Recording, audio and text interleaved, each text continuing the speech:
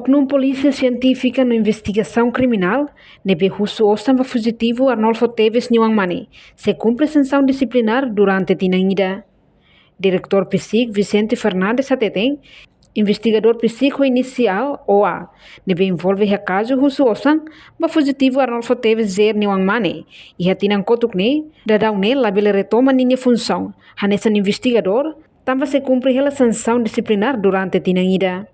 Tuir Vicente, hahalok nebe oknum OA cometene, considera grave, também a decisão for suspensão Tinanida, não é lá direito regalias. Tidak, processo ini sih suspensão Tinanida, tinha direito regalias lá ya, também ketika quando ni halang suspensão, itu harus decisão ni arbete que a função pública, comunicação imediata, a função pública.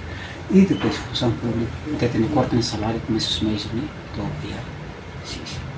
até tal não se tinha, embora certificado, né? Até tal, né? Junto vai a ofício, depois ao enviar para o presidente da comissão de função pública.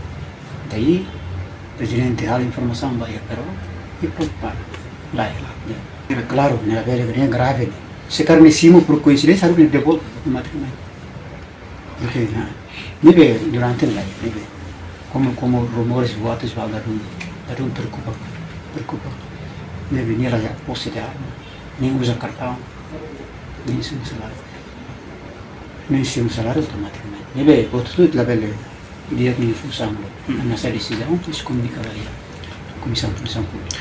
Portanto, diretor PSIC ne reforça Oknum OA daudang ativo serviço hanesan bem, também cumpre a suspensão disciplinar Tinanida.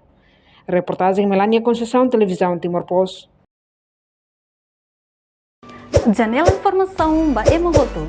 Atua tem informação atual dia kliu, kita haluha, haneham botão subscribe, like, halo comentário no fahe tutang ba media sosial hoto.